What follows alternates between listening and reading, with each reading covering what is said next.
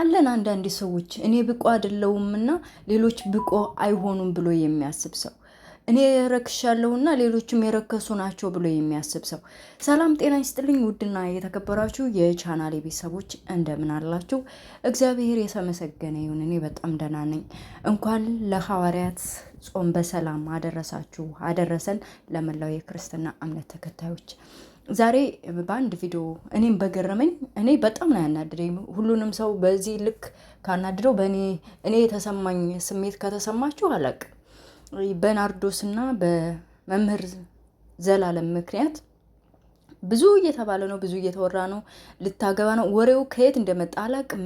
አንዳንድ ሰዎች አሉ ፈጥረው የሚያወሩ እግዚአብሔርን የማይፈሩ ለሚዲያ ብለው ስንት አሰቃቂ ስንት ብልግና ይሄ ወጣ ያለ ነገር ለሰዎች ሞራል ባለመጨነቅ ግዴለሽነት በተሞላበት የሰዎችን ጓዳ ገብተው እንበርብር የሚሉ የራሳቸውን ነውር ቤታቸው አስቀምጠው ሸሽገው በጓዳቸው አስቀምጠው የሰውን አደባባይ እናውጣ የሚሉ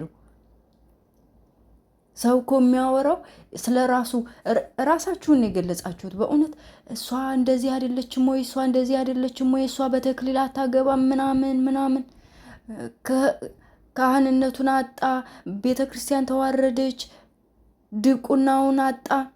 እሷን ሊያገባ ነው፣ የወለደች ያገባች፣ ቀለበት ያሰረች። የታያችሁ እንዴ? ቀለበት ያሰረ ሁሉ አልጋ ላይ ተገኝቷል ማለት ነው? በእናንተ ቤት እንደዛ ነው?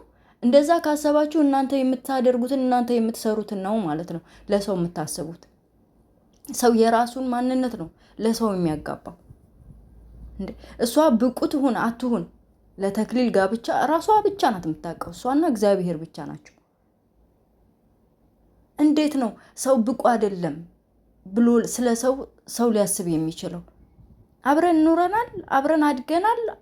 ምንድን ነው የዕለት ዕለት ተግባሯን አይተናል።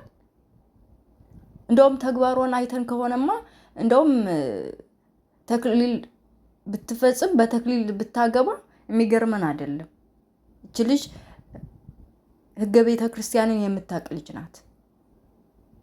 አታሟርቱ ደግሞ ይሄ ዘላለም መምህር ዘላለም ወደዚህ አይነት የወረደ ስራ ገብቶ እንዲረክስላችሁ የምትፈልጉ ካላችሁ አታሟርቱበት። ሰይጣን ይሄን ደግሞ ይፈልጋልና እስኪ ራሳችሁን ቆም ብላችሁ እዩ። ስለ ራሳችሁ አውሩ። ማርያምን የሚያሳፍር እንዴት ክህነቱን አወረደለት ሴት ብላችሁ ታወራላችሁ? ትንሽ አታፍሩ?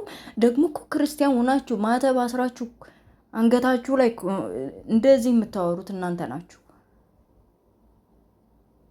ቢሆንስ እሱን ሰይጣን አይፈታተነውም? ስንት አባቶቻችን በመጽሐፍ ቅዱስ የምናውቃቸው ስንት አልወደቁም? ቢወድቅስ እንኳን የማይወድቀውን እንኳን እናንተ ያላችሁበት ቦታ ያልተገኘውን እነዚህ ልጆች አንድ ላይ ስለታዩም ሊሆን ይችላል። አንድ ላይ ለመታየታቸው ደግሞ እሷ የሚዲያ ሰው ናት፣ እሱም ተጽዕኖ ፈጣሪ ነው፣ እሷም አርቲስት ነች። ደግሞ የተማሩት አንድ ላይ እንደሆነ አንዳንድ መረጃዎችን አይቻለሁኝ። እነዚህ ልጆች በቅርብ የሚተዋወቁ ልጆች ናቸው። አብረውም ለመገናኘታቸው የተለያዩ መንፈሳዊ ቦታዎች ላይም ጉባኤ ምናምን ለመሳተፍ የሚገናኙበት አጋጣሚ ሊኖር ይችላል። ግን ተጋቡ ተብሎ ከየት ነው? አረ ሊያ ደግሞ የምታመጣላችሁን ወሬ እየያዛችሁ የሰውን ሕይወት አትበርብሩ። ዋይ እሷ እኮ ለገቢዋ ነው